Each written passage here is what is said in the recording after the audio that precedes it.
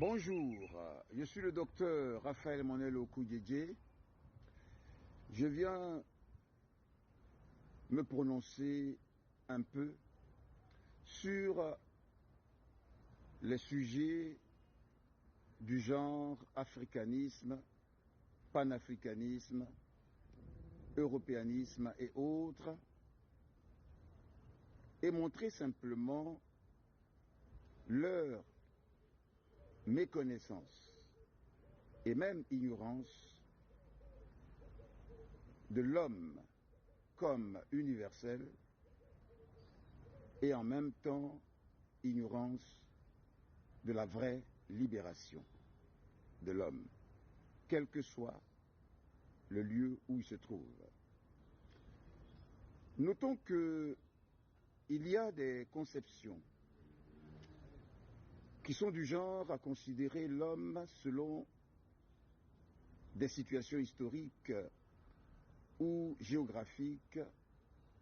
comme étant, par exemple, africain, européen, ou d'une certaine connotation continentaliste, nationaliste, ethnologiste, et nous pourrons même dire racial et raciste. Au point où il y a comme une sorte de haine, sinon d'antagonisme, entre les hommes selon leur situation, soit géographique, continentaliste, ou selon leur couleur de peau. Au point où certains se croient être ainsi, jusqu'à même considérer leurs habitudes ou cultures, bien sûr différentielles, comme étant ce qu'était ou ce que pratiquaient, par exemple, leurs ascendants ou leurs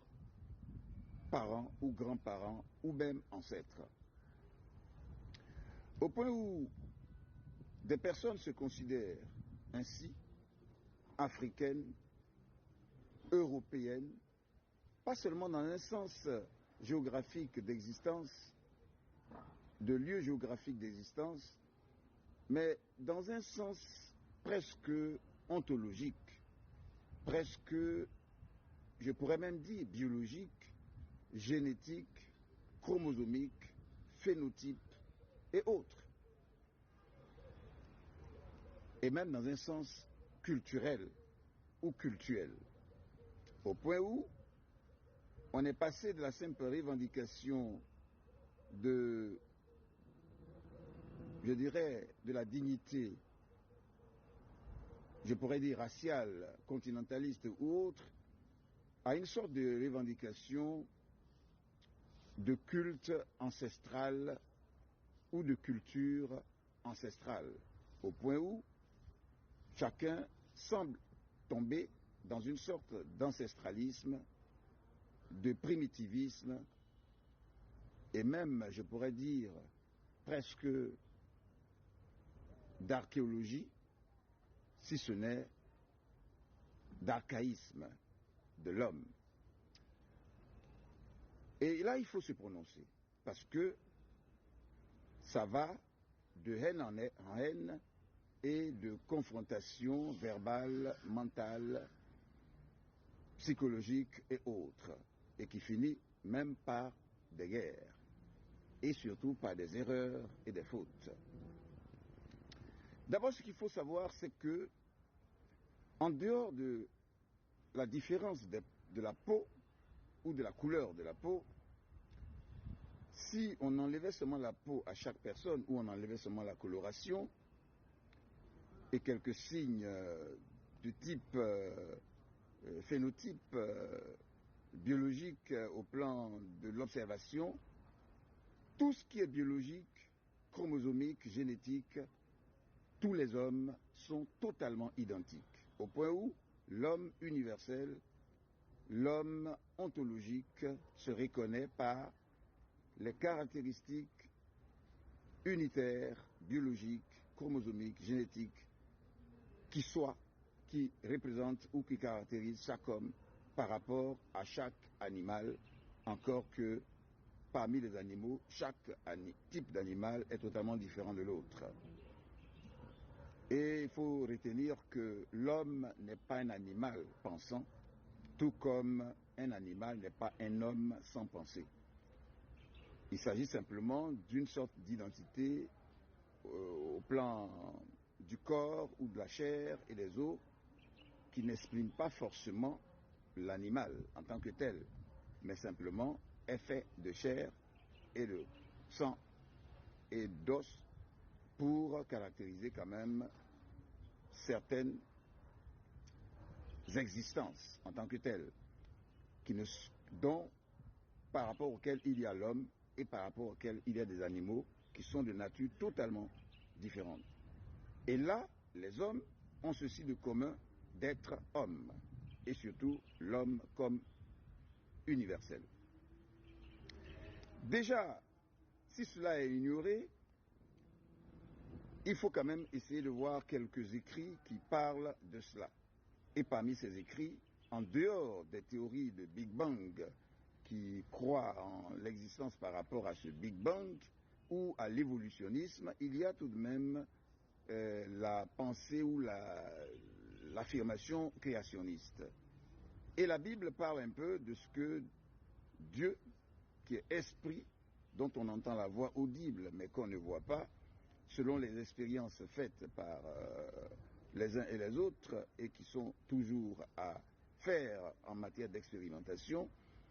Dieu a créé l'homme et il est écrit dans la Bible, prenons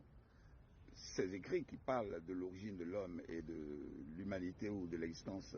de tout ce qu'on voit. Donc Dieu a créé toutes choses et tout être, tout animal et autres, et il a créé l'homme, et il situe l'homme, la création de l'homme, comme près du fleuve l'Euphrate. Donc en Irak, où se trouve le fleuve l'Euphrate, c'est là se trouvait donc le jardin d'Éden. Et l'homme ayant été créé là, il y a eu que l'homme s'est reproduit, et il y a eu plusieurs hommes, et ensuite il y a eu le déluge, lié au fait que la plupart de l'espèce humaine a été détruite, et puis il y a eu Noé et ses descendants, ses 3 enfants et leurs femmes, et lui, sa femme, 8 personnes qui ont été sauvées à travers l'arche de Noé qui a flotté sur l'eau après les 40 jours et 40 nuits de pluie diluvienne appelée déluge. Et c'est cette arche de Noé, c'est-à-dire ce bateau couvert qui les a sauvés, a atterri sur le mont Ararat, donc en Turquie. Donc le monde a été peuplé d'abord à partir de l'Irak. Donc le premier homme avait donc la couleur irakienne, donc la couleur blanche asiatique. Ensuite, les sauvés de cette eau du déluge ont atterri en Turquie, donc sur le mont Ararat. Et la Turquie a donc été le deuxième lieu du peuplement ou du repeuplement du monde par l'homme.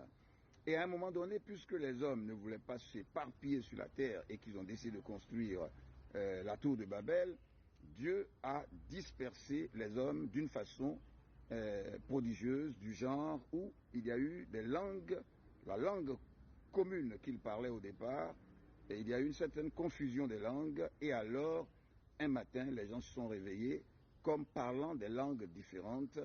en tant que des groupes de personnes s'entendaient sur ce qu'ils disaient, les autres ne s'entendaient pas, et les gens se sont donc